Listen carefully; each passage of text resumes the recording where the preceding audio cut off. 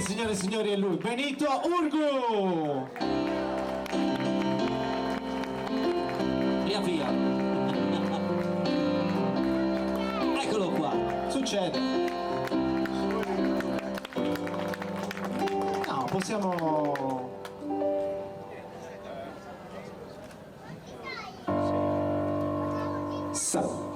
Sì, sì. Niente, i tenorenis non sono altro che Davide Urgu, mio figlio, e gli altri due sono figli di una conoscenza che è il tastierista dei Barritas, Guido Cocco. Tutti e due figli di d'arte. La barba per i giovanissimi. Ecco, la barba oggi, vi dico, l'ho lasciata perché devo girare un film e quindi le hanno chiesto la barba. Un film che darà onore alla Sardegna. Si può dire già il regista? Il regista è Paolo Zucca, il regista che ha fatto l'arbitro. Da giuire mancato un anzone, la severa del Michele han furato, la severa del Michele han furato, la severa era furato caffè troppo bello, era furato caffè buono e rassù, era furato caffè buono e rassù, era furato era toccato non firma un'anzena, per giocare e non l'ha avvertito.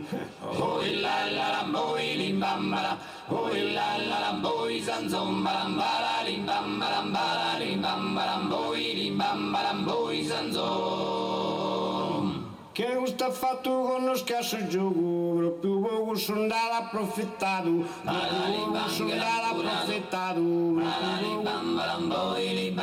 che era toccato con lo scarso loco, che era furato saltata sul muro, a così poco l'attacca in a culo, a così poco da giocare è mancato un anzone, la severa del Michele ha forato. Oh la la boi limbambala, oh la la boi sanzombala, limbambala limbambala boi limbambala boi sanzo. Oh la la boi limbambala, oh la la boi sanzo.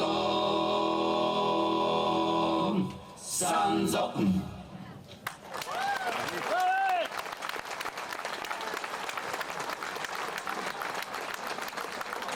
Quando vi abbiamo detto che stavamo cercando il terzo tenore Enis, Eccolo chi qua. meglio di lui con questa canzone? Quale onore per noi. Sono contento. Grazie. Sono contento. Un applauso ai tenorenis. Grazie.